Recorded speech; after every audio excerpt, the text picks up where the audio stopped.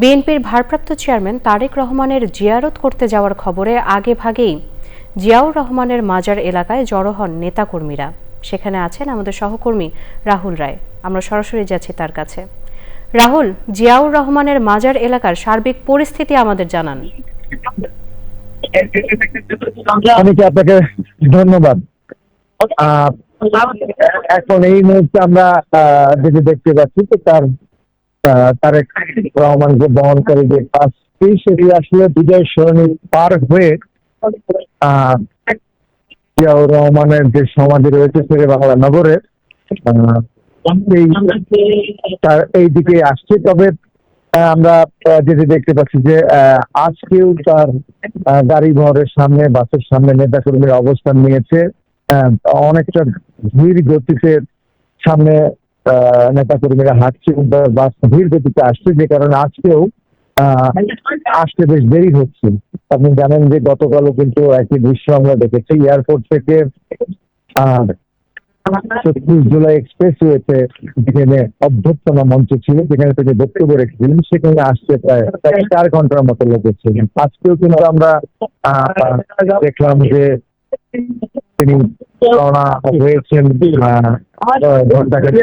হয়েছে এখনই কিন্তু এসে তিনি এখানে পৌঁছাতে পারেননি। আর এখানকার যে অবস্থা, এখানে সকাল থেকে নেতা কর্মীরা অবস্থান করছিল, তবে এই মুহূর্তে নেতা কর্মীদের উপস্থিতি অনেক বেশি। একদম সেই বিজয় সরণির মোড় থেকে যেই বিএনপির প্রতিষ্ঠাতা এবং প্রয়াত রাষ্ট্রপতি জিয়াউর রহমানের সমাধিতে যাওয়ার যে সেতুটি রয়েছে, সেই সেতুর সামনে পর্যন্ত নেতা কর্মীরা অবস্থান করছেন। আমি বারবারই বলছি নিরাপত্তা ব্যবস্থার কথা। এখানে কঠোর নিরাপত্তা ব্যবস্থা। সকালে থেকে আমরা দেখেছি যে পুলিশ, বিজেপি, র্যাব সহ বিএনপির যারা নিরাপত্তায়, বিএনপি এবং সহযোগী সংগঠনের যারা দায়িত্বের নিরাপত্তায়, তারাও এখানে এসেছেন। এবং আমরা কিছুক্ষণ আগে দেখেছি যে তার গাড়ি বহরের আগে যে সেনাবাহিনীর গাড়ি থাকে সেটিও এসে পৌঁছেছে, এবং তিনি যখন কাছাকাছি থাকবেন তখন নিরাপত্তা ব্যবস্থা আরো কঠোর করে ফেলা হবে। তবে যেটি দেখা যাচ্ছে যে নেতা কর্মীরা কিন্তু তার গাড়ি বহরের সামনেও রয়েছে এবং রাস্তার দুপাশে আজকেও গতকালের মতোই নেতা কর্মীরা অবস্থান করছে। এবং আপনি জানেন যে এখানে এসে তিনি জিয়াউর রহমানের সমাধিতে শ্রদ্ধা জানাবেন, কবর জিয়ারত করবেন। সেখান থেকে তিনি সরাসরি চলে যাবেন সাভারে, সেখানে জাতীয় স্মৃতিসৌধে তিনি একাত্তরের